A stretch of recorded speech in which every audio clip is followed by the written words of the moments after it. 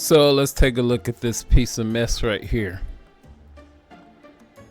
Oh, what a joy to look at. What's going on here? You got another little person in there chilling? What's happening here? But apparently this piece of mess, she's seducing inmates. So let's see what they got on her. This is Charlene O'Banion, a prison officer being accused of sleeping with an inmate. You felt me, I was like soaking through my clothes. After hearing rumors from other officers that had seen her and Jason Parker together, an investigation was opened up. Charlene thinks she flew under the radar and got away, but what she doesn't know is that the detectives have all the evidence they need, and they're about to expose and embarrass her in the most brutal way possible. You got a lot of head game. Oh my God. Right from the start, Charlene plays innocent and pretends she doesn't know anything about the allegations. We're notified of a possible improper relationship between you and Jacob Parker. So we're here for that. I just kind of want to talk to you about it and get your side of that story. I don't know anything about it. Okay. Have you talked to him on any jail phone calls or anything like that? No. Not at all? Charlene is sure that this will. Now, anybody with a common piece of sense, as much as this detective has said right here, he already got you dead to rights, and the first thing you're gonna say is, I don't know anything about it. But oh, come on now, you gotta confess at this point. Work, but the detectives have much more evidence than they're letting on. And where would you think that this allegation would come from if there's nothing to it? Well, I had a feeling this was coming. So there was an inmate named Coker, Justin Coker. Okay. He got out of here for, I don't know what period of time. And he tried to contact me on Facebook. He sent me a message and I blocked him on Facebook. And I guess one time Parker was going back to Pequot to use the bathroom and he was talking like at the window with me. Mm-hmm. And I guess Coker like didn't like that, which I had no contact with him or anything. And Parker had told me that he had gone up to him and was like, don't talk to her or something crazy like that. So I'm just not trying to be rude here. Why would you expect this conversation to come up from that? Like now, if that happened a few months ago. Charlene claims that the only time she's had contact with Jason was a single time outside the jail bathroom, and it was a jealous inmate that started the rumor. But the detective is about to share some evidence that instantly proves that Charlene is hiding something. I don't know exactly how it started, like who it started from, but I was told that it was brought to somebody's attention, and then we looked at jail calls. And there's jail calls between you and Parker. And all that stuff's recorded. So I don't think you're being completely truthful. Well, I kind of know that you're not. And I'm not trying to be rude when I say that. Yeah, no. I'm just kind of trying to lay it out on the table for you. Mm-hmm. So can you kind of tell me what's going on? I guess a few years ago, we talked, and then I ended up here, and then he ended up here. I didn't know he was here. It wasn't anything like that. Apparently, Charlene and Jason knew each other before prison and messed around before they both ended up here. This led to them joking around with each other here, but nothing else. Or at least, that's what she claims. In reality, the cops have recorded phone calls from inside the prison that tell a completely different story. So what about some of these phone conversations? No, not here or the phone. I just mean conversations y'all are having on the phone. No. Since he's been in here. Like sexual? Well, I'm not saying having phone sex, talking about sexual acts. From what I'm listening to on the calls, I take it as that you've given him oral sex at some point, is what I gather from these calls. No, that was like in the world. But we never dated. We just... Okay. What kind of conversations have you had with him since you started working here and he's been in the jail? Just talking about what would happen after he got out. And then the jail call recordings, have you been talking to him like while you're at home? Like he calls you from the jail while you're at home, or? Mm-hmm. Okay. Just 15 minutes into this interrogation, Charlene's original story is seeming less and less like the truth. She's been caught in multiple lies, admitted to having sexual relations with Jason in the past, and calling him regularly from her own home. This is highly irregular behavior for a prison officer, and it doesn't take a genius to realize something deeper may be going on. But the detective has some more questions pertaining to some more physical evidence. I haven't listened to this, but apparently there may be some talk in the calls about like photographs. Have you given him any photographs? Mm-mm. I gave him a photograph of his mom, which she had asked for, and of his dog, Jax. Okay. Yeah. Have you given him? Can you lie any worse?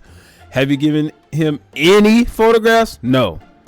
I've given him a photograph of his mom or dog or whatever the heck she said. Can you lie any worse? These are one of those type of people that are habitual liars. These type of people just live in lies. You can't trust anything that they say. You can't even be sure her name is what she says it is. This is crazy. But you know what? The way that she's built, and I'm sure she didn't just get like this today, she loves the attention, which is why she chose this particular profession. Any photographs of you?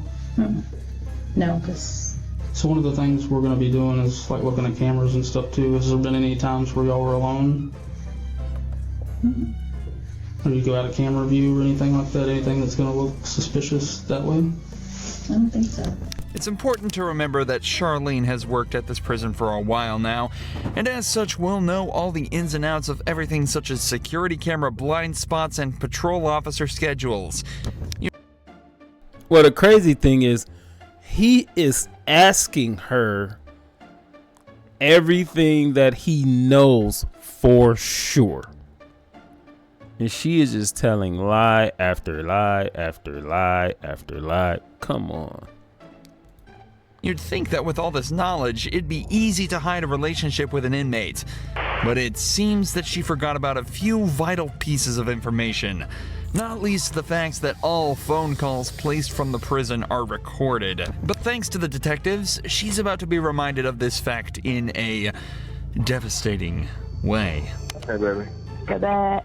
Baby, guess what? What, Dave? I just won the blackjack game. Yay. I just won $30. I got a lot of stuff to clean and get rid of before you come home. I'm just kidding. Yeah. I'm just fucking with you. I was trying to make you think I have all these secret things. Yeah, I bet you do. What? What? What? What do you mean? I don't know. You probably got this weird sex swing hanging from the ceiling. Kenneth probably thinks it's a swing set. Oh, if I had that sex swing, you better believe I'd leave that sucker up for you. Would you really? Hell yeah. You'd let me put you in it? Yeah. With a gag ball and everything? The swing would not last with her in it. Newsflash. Newsflash. Whoop, whoop. Newsflash. Yeah, babe. Listening to your own voice can be bad enough for some people, but listening to your own sexual phone calls in silence with two detectives in the room as you realize you've just been caught red-handed has got to be worse than any prison sentence there is. However, with the language they've used so far, there's no evidence that the pair have actually engaged in any sexual acts. But that changes quickly as Jason begins to directly incriminate Charlene on the call. I just want you to look at me sometimes and be like, damn, my woman's fine. Fine as wine. Mm-hmm. And you got a live ass fucking head game. Oh my god. It wasn't my best moments. I was just trying to get it done. Meh, meh. Are you in bed? Don't even get me thinking about that because it makes me so horny. Like just going back and thinking about Yeah. that. It gets you horny? Oh yeah. You felt me. I was like soaking through my clothes. You get very horny very easy. I always want to have Not sex. good. Like that's not even. Not good. I mean, it's not like I just like look at someone. I'm like, oh my god, I'm so fucking horny. No, like of course, like I only get horny for you. You kind of see how that sounds from like my point of view, like a more recent thing than 3 years ago. No? The audacity she has to say no after hearing that phone call is truly remarkable. But to her credit, she's not going down easily. The detectives try asking her if she thinks Jason would cover for her, and she still doesn't break, sticking to her story that everything that happened outside of prison. Technically, this story could still be true with this phone call, but it definitely is odd for the couple to be recounting events from over 3 years ago in such detail, especially when earlier she struggled to remember any details about their relationship. You talk about how profound this was, like just giving him this blowjob was, but you like don't remember anything about it. It's like telling me something, but you're having trouble coming up with details about it. You know what I mean? Like if it's that profound. I mean, I gave him a blowjob. How do you describe the blowjob? I mean, is that? Well, what I you don't want to know like about the blowjob. I'm just so if this is a factual thing that happened 3 years ago, I feel like you would kind of remember some stuff about it. Like I feel I mean, like we said in the car, Like when I asked you who was there, him of course, like when y'all met or whatever, and then when I asked like who else, you said it was like a bunch of friends. Yeah. But like you can remember one chick's name my after you friend think about it for 30 seconds. So that's not making sense to me. You seem to have blanks in your memory when we get to certain details, but you remember being groped in the blowjob from 3 years ago. I find that hard to believe. Okay? This is your one chance to be honest with us. Yes. Once we get up and walk out and we're done, we're done. Have y'all had any inappropriate contact, whether it's groping, blowjobs, vaginal, anal sex, anything, hand jobs? Yes, I am being vulgar to get a point across. Yeah, no, it's not. None of that. Just as the detectives say, things really aren't adding up. Yet she's still sticking to her story. Or at least she was, before a switch flipped and she said this. And what is it? I might have given him a blowjob in the back part of you. In the back part of the quad? Okay. Mm-hmm. How long ago was that? I don't know, a few months ago. The secret's out, and Charlene has confessed. But this matter is more complex than it may seem. In cases of officer-inmate relations, the main question that arises is the issue of consent. Given that Jason and Charlene knew each other prior to being in prison, it's not wrong to assume that consent went both ways in this interaction. However, in these cases, that's actually completely irrelevant. According to a 2005 report, federal law criminalizes all sexual relations and contact between prison staff and inmates, and that all sexual relations between staff and inmates are considered abuse, even if the act would have been considered consensual if it occurred outside of a prison. This is because of the huge amount of inmate abuse that was observed in prisons. In 1996, it was estimated that between 12 and 14% of all prison inmates had been sexually assaulted, and the officers were rarely punished. So to prevent this, a zero-tolerance policy was introduced to try and prevent abuse towards inmates. A policy, it seems, that Charlene completely ignored. I'm gonna ask, but I feel like I know the answer. I'm losing my job. So that's not really up to me.